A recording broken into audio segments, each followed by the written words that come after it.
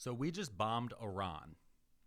It just happened. By we, I mean the United States military. I always use the royal we when speaking about the United States and our government because I've been told in the past by many different presidents and historians that our government is supposed to represent the people of the United States. And as a United States citizen, I believe I'm one of those people.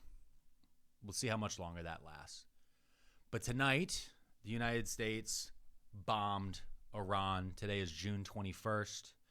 And the news was confirmed by the President of the United States at around 7:45 Eastern, approximately. And this is how it was confirmed by a post to Truth Social, the social media company that is owned by Donald Trump after he was kicked off of Twitter back in 2021 for attempting to violently overthrow the government of the United States. The president wrote the following: "We have completed our very successful attack on the 3 nuclear sites in Iran, including Fordow, Natanz, and Esfahan. All planes are now outside of Iran airspace. A full payload of bombs was dropped on the primary site, Fordow. All planes are safely on their way home. Congratulations to our great American warriors. There is not another military in the world that could have done this. Now is the time for peace. Thank you for your attention to this matter." Somebody pointed out online the only words capitalized are bombs, and now is the time for peace. There will not be peace. I'm telling you this right now.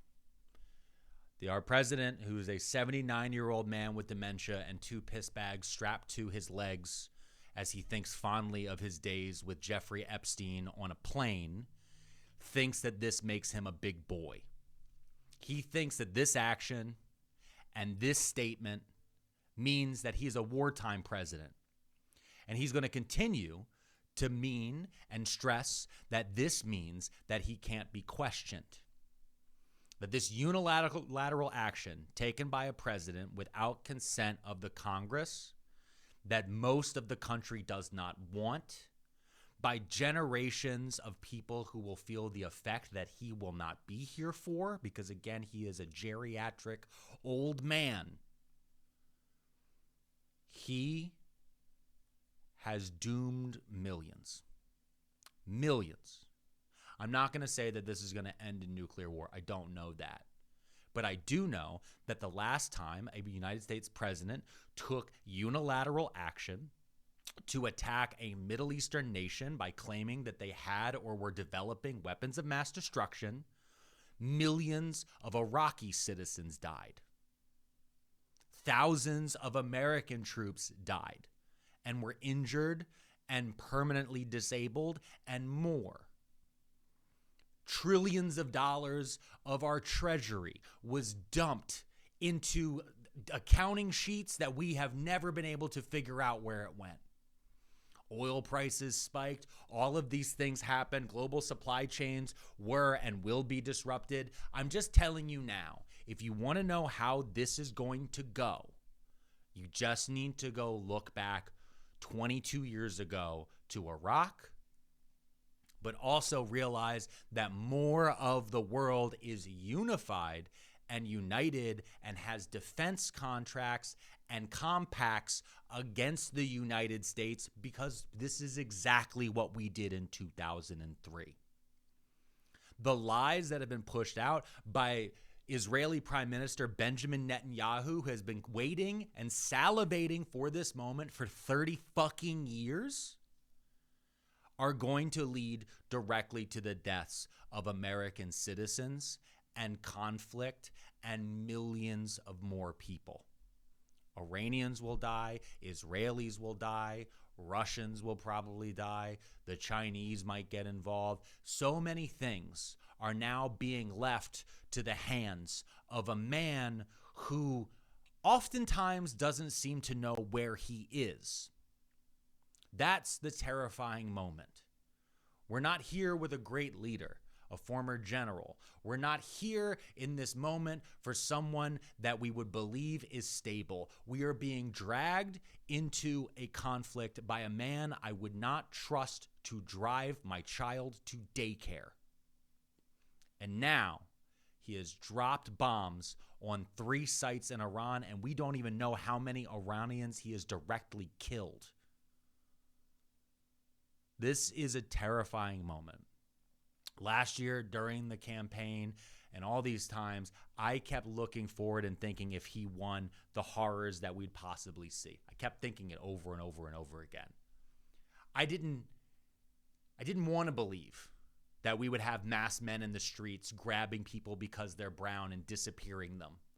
I didn't want to believe that we would start to see empty store shelves and spiking prices. I didn't want to believe that we would have a crypto cartel run around in the background and be just destroying and stealing from so much. I didn't want to believe that millions of square miles of public land that are owned by everyone in this country would be sold off to the lowest bidder. I didn't want to believe that old people were going to get kicked out of their homes. I didn't want to believe that colleges would be shuttered and that people would be pushed deeper into poverty. I didn't want to believe that trans people would be persecuted, that women would be forced to be turned into fetus husks in hospitals because of some fucking lawyer somewhere. I didn't want to believe any of this shit would happen, and I definitely didn't want to believe that the President of the United States, a disgrace, one of the worst landlords in human history, would turn out to be the one to take us to this fucking moment.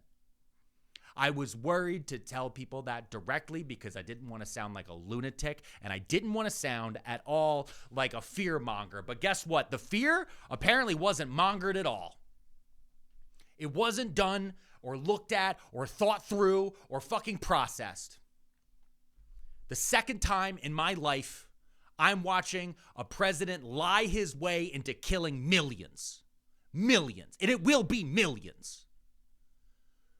We are fractured and we are broken. And when I look at many of our elected officials, especially the ones who I want to believe in the most, I don't see them meeting the moment. So many of them want to put their head underneath a fucking rock, or worse, they want to be fucking John Fetterman. You fucking traitorous bitch. All of this is going to build and get worse. I wish right now I could tell you. I wish I had on fucking clown makeup like I've done the past 2 weeks of my fucking podcast. I wish that I could say it's going to be better. I have to save that optimism and those lies for my son. This is a terrifying moment, not only for America, but for the fucking world.